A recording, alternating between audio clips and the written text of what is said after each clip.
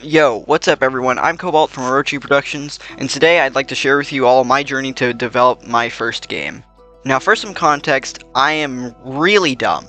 If you know anything about game development, you know that it kind of requires you to not be dumb. So of course I decided to start making a game anyway.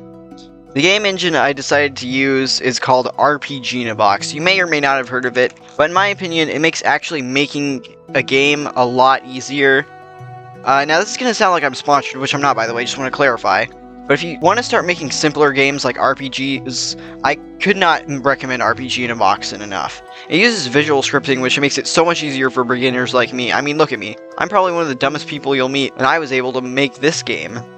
Fair warning though, RPG in a Box does have a lot of limitations when it comes to working in the program because of its ease of use, and it does cost a bit of money, but it does have a free demo and goes on sale from time to time. So if you're interested, go check it out on Steam or somewhere. But anyway, let's actually get into the game. For the game, I decided to start by modeling the player, which probably isn't the best thing to do when starting a new project. You would usually want to make sure your game is actually functioning and it's actually fun to play before finalizing the models and everything. But this is just a small little project I'm working on for myself, so it's fine. Anyway, I then added walking and attack animations for the player, since it would look really weird if he was just sliding across the floor and doing nothing while attacking. I then made a few more models for the maps, and then I started making some. One of them being this kitchen, which gives you a few items and also lets you cook things. But I accidentally forgot to make it to where it doesn't let you stop cooking whenever you don't have anything in your inventory. So for right now, it just gives you infinite cooked food, which is kind of broken, and I should probably fix that. But I'm just going to leave it in for you guys to play the demo so you guys can explore to your heart's content. More on the demo later.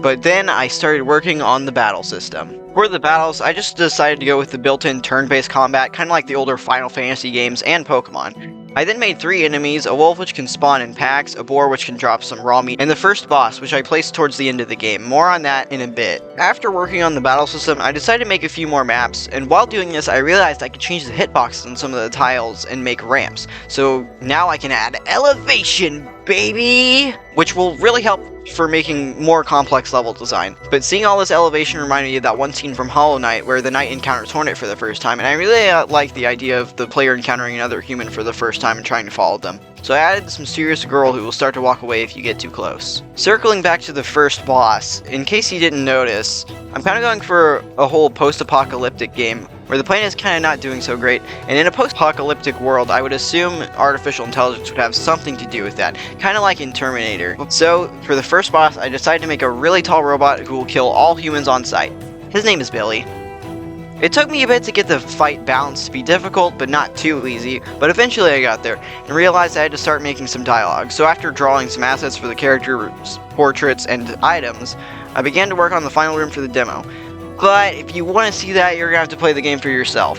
I've put an itch.io link in the description of this video for anyone who would like to play it, but I warn you, it only works for Windows at the moment because I don't own a MacBook, and I'm probably not going to be able to buy one because broke. Anyway, I'd like to thank you all for watching. If this video gets enough support, I might make updates on development and release the game to you when it's done, so consider subscribing and turning on notifications if I do release an update. Have a great rest of your day. Peace.